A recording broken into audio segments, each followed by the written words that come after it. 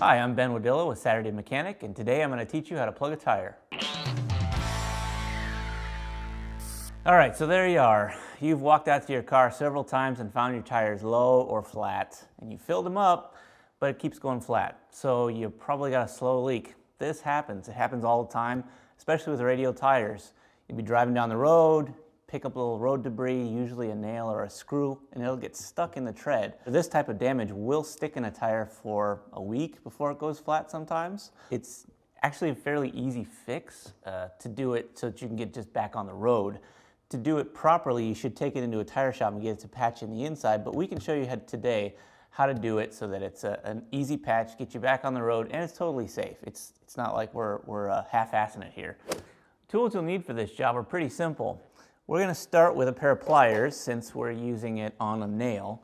You might also need to grab a screwdriver if you need to back a screw out, which is kind of funny, but there it is. We're also going to use this soapy water in a spray bottle. You can use this, spray it on the tire, and it'll detect any leaks with a big bubble. The last tools we're going to need are actually come in a kit at your auto parts store. This is the tire plug kit.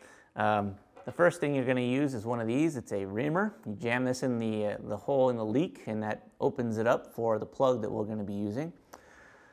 Second tool is this. It's the plug insertion tool, and what it does is you use this in conjunction with the plug, and you slide this over the top, and you jam this into the tire and pull it out, and then you've got your plug set. And here are our plugs. It's basically a little strip of rubber that you jam into the tire with the insertion tool. With that, we'll get right to it.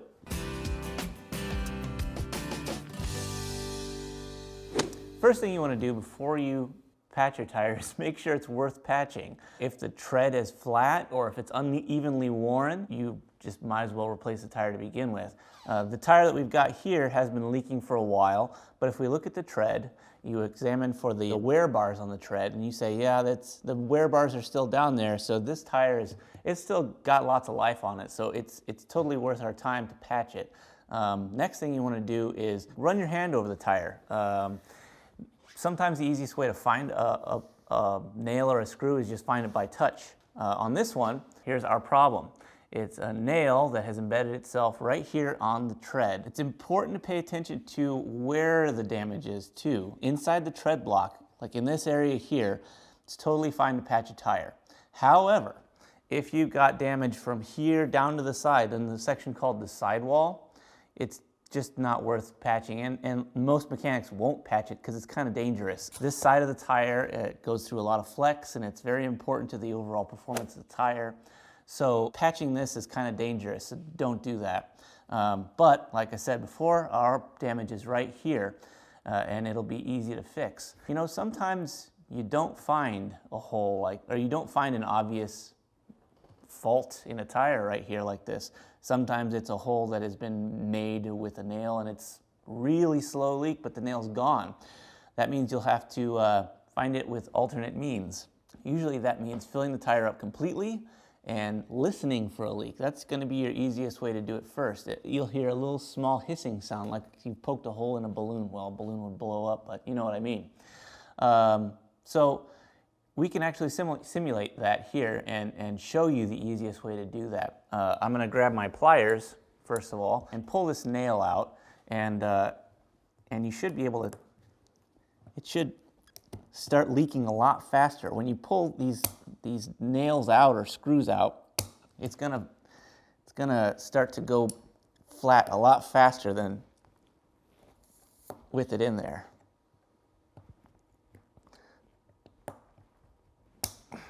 If I can get it out.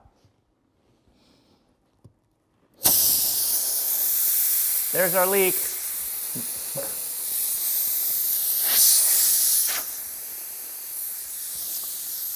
This looks like it was just a piece of metal, actually. We're going to let that go flat because it'll be easier to work on. We won't have to fight with the air coming out. It'll also give us a chance to show you how you might find it if there is no hole. And now this is a pretty gaping wound in this tire, so it's easy to spot. But if we take something like soapy water here and spray it on, you can see that it makes a bubble real fast. Now that's what you'll find with a slower leak too. won't make a bubble quite like that.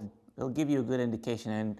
And as you're searching for the hole, just spray down the tire slowly and look for any holes that you find. We've got our reamer now, and we're gonna ream out the hole. There are a couple of different kinds. This is the T-handle type, and I recommend getting one of these. It makes this job a lot easier. There's also a straight one, and it works, but it's a little bit harder to use. So basically what you're gonna do is jam this in the hole, pull it out. What you're doing is you're cleaning it out so that you can get the plug in. So give it a couple of good once-overs. Next thing you're gonna do is take out one of your patches. Just a little piece of rubber that you pull out. You only need one at a time. This kit comes with 5, so you can drive through all kinds of nasty stuff and plug with this kit. Putting this into your plug tool can be a little bit hard, but with a little practice, it's not too bad. I'm gonna try and put it on the top. You wanna start it, it's about the halfway, so you've got a lot of plug to work with. This might be a little bit of a challenge, but I used to do this all the time on the farm. You would not believe the kind of crazy stuff that you run over when you've got a tractor running through fields. Seems like plugs on farm trucks and tractors are half plugs by the time it's time to replace the tire.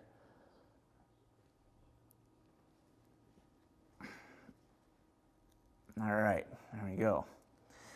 So just like that, now we're ready to plug our tire. So with that in place, it's really just a matter of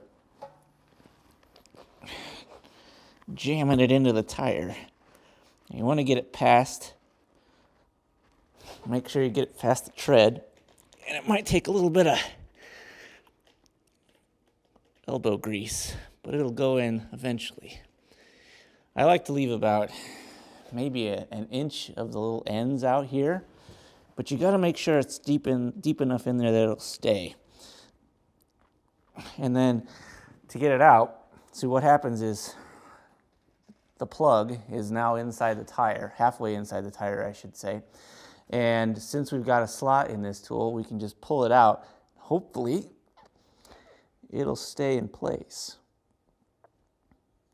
What do you do if it doesn't? Do it again? Yeah, if it doesn't, make sure your plug is, there we go.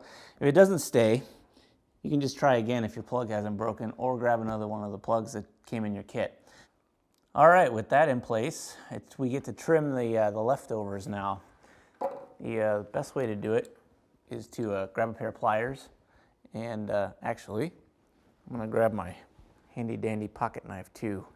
If you've got one handy, you could use that, or just a razor blade. What you're gonna wanna do is trim this about 1/8 of an inch above the surface of the tire. That gives this goopy rubber replacement an opportunity to mash down in there and give you a better seal when you're driving around. So just grab one of these and give it a little bit of a haircut.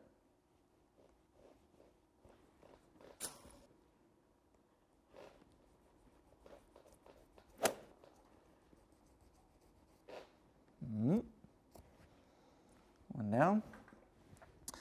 Now, of course, this isn't a permanent fix. This is sort of a emergency fix. I mean, it will last for as long as the tire, but it's better to do a more permanent fix, and that means taking it to the tire shop or taking it off the tire or off the rim yourself if you can do that. It's a little bit harder because what you really want is a patch from the inside. That's how you get the best fix. So the only way to really test this fix now is to fill it up with air and see if it leaks. So we're gonna grab our air chuck here, fill up the tire, see what happens. Give it a little spray with our soap.